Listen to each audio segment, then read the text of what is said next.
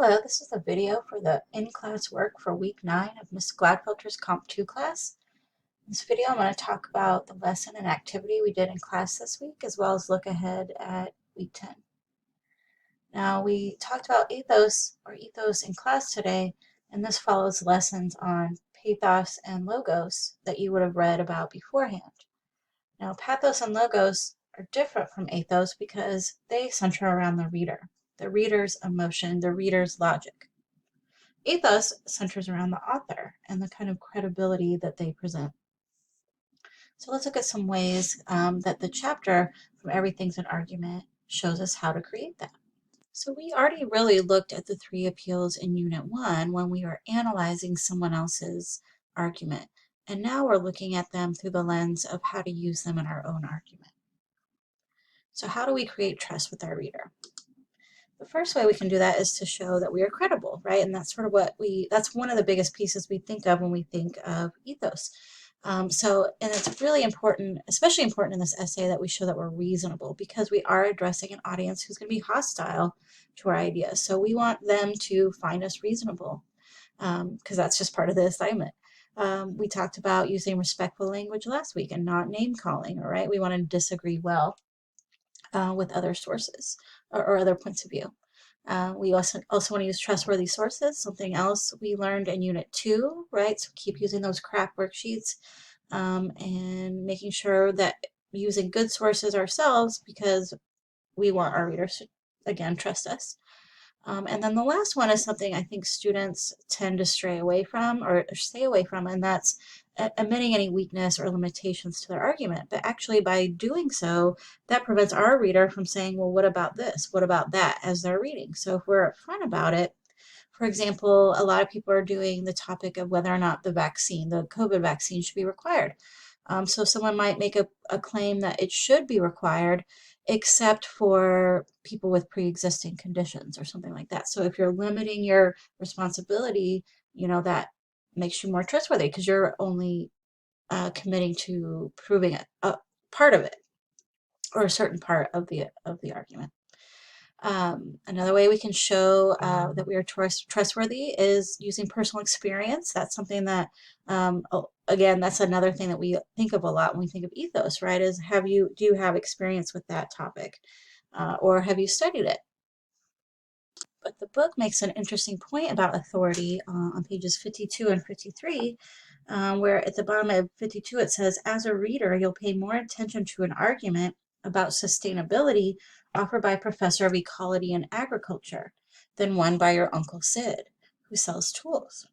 But you'll prefer your uncle to the professor when you need advice about a reliable rotary saw. So I think this passage makes a good point that we all have authority in something, right? And it doesn't necessarily have to be scholarly. And just because we are an authority in one area, it doesn't mean we have authority in all areas. So just making sure that you're showing that side of it. And then the third way to create trust with our readers is to make sure our motives are clear. And this one sounds kind of strange when we're thinking about writing a paper, because obviously, we're not making money off of these papers, but in terms of something that we can gain from it, again, coming back to that example of the COVID vaccine, let's say we are advocating that people should take it. We can be upfront, like, look, we can all gain from this society where we don't have to wear masks anymore, right? So as long as you're upfront about it, again, you don't have the reader constantly questioning, well, what about this? What about that? So let's take a look at a few arguments made by celebrities and think about the trustworthiness, authority, and motives of these celebrities. So the first one is Serena Williams, and she is promoting Nike in terms of athletic gear. And we talked about this in class, and most people agreed that, or pretty much everyone agreed that she does have good ethos when it comes to promoting athletic gear because she's a famous tennis player. We also looked at this, it's pretty dated now, promotion by Justin Bieber for nail polish. And this one kind of we had some interesting conversation because, he doesn't wear nail polish, so we might start to doubt his authority. But then if we think about if he is, doing it for the fans, right? People who look up to him would probably see him as having good ethos, right? As opposed to people who aren't fans. Okay, so that's kind of a mixed bag. And then this final one, I asked the class, would you trust this man to sell shampoo? And you know, it's a little silly, but you know, makes that point that yes, we trust The Rock to endorse Under Armour, you know, again, workout gear, things like of that nature. But you know, he doesn't have hair, and he's sort of been, you know, shaving his head for a long time. So what would he, you know, allegedly know about shampoo? So again, that Uncle Sid example of having authority in one area doesn't make you an authority in all areas. So that leads into the in-class activity that we did for week 9. And if you go to the week 9 in-class materials folder, you'll find the link where you can submit the in-class writing. That'll count for your in-class activity points. So in the text submission box, let me pull up the directions next. Part 1 of the in-class writing correlates with page 56. It's at the end of chapter 3 if you have the ebook. There's those respond questions at the end of the chapter. I would like you guys to do number 1, which asks us to consider the ethos of several public figures. Describe 1 or 2 products that might benefit from their endorsements, as well as several that would not. So for this activity, I only want you to choose 2, so you don't have to do this for all of the public figures, but choose 2 of them. And for part 1, tell me some things you think they would be good at endorsing and some things they would not be good at endorsing. Go ahead and pause this video for about 8 minutes to work on this. That's about how long I gave the class. For part 2 of the in-class writing, I want you to think about your own ethos. So, you know, it's really easy to think about public figures because they're famous for one thing or another. So it's easy to think about what they would be good at. But now we need to think about ourselves and how we can show that we are trustworthy.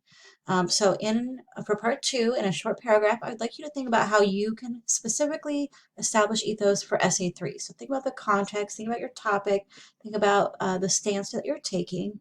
And for this one, I want you to address all 3 aspects of ethos. So I'll put my screen back on those 3 aspects I already touched on. So this is the second part of the in-class writing, and this is the last part. So you can submit in Blackboard after you're done with part 2.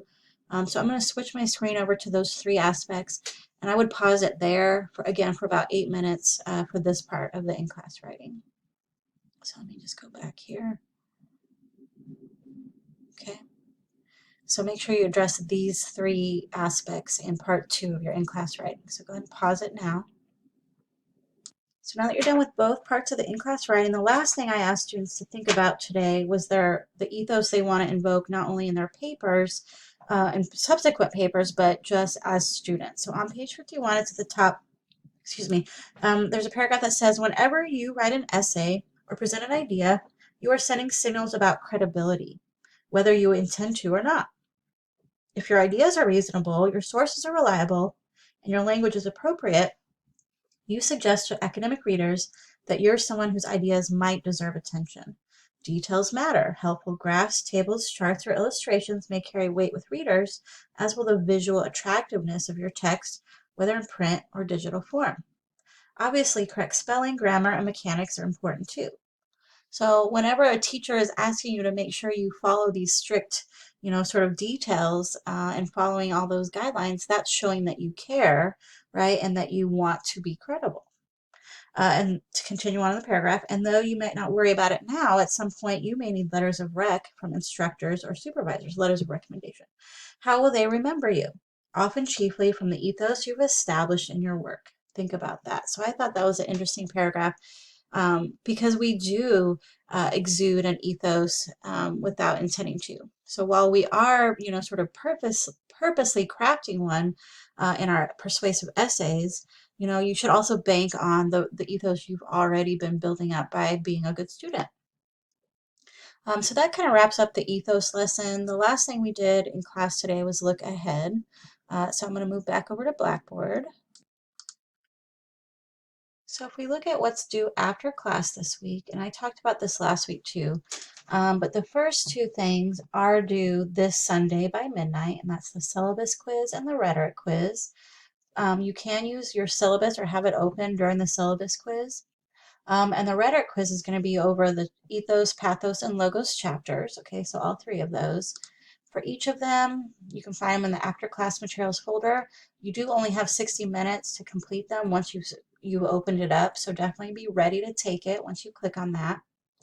And then after class, or sorry, after that, the following Sunday, so remember we have spring break in between there, the SA3 second draft is due and starting on the 10th at 5 p.m. So depending on when you're watching this video, that's tonight for me. I'm recording it today on the 10th.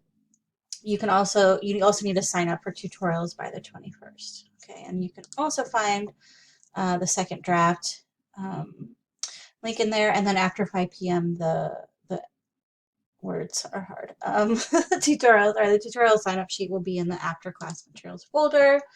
Of course, in week 10, after spring break, it's all online, our work, which I also talked about last week, but just to sort of reiterate, after spring break, our face-to-face classes are dismissed because we're going to be doing peer reviews and tutorials. So we won't be meeting in regular class. So some of you, if you don't have a tutorial, I won't see you until week 11, which is starting on the 29th of March. So March 29th or March 31st. So that's it as far as I know for the week 9 in-class video. Just shoot me an email if you have any questions.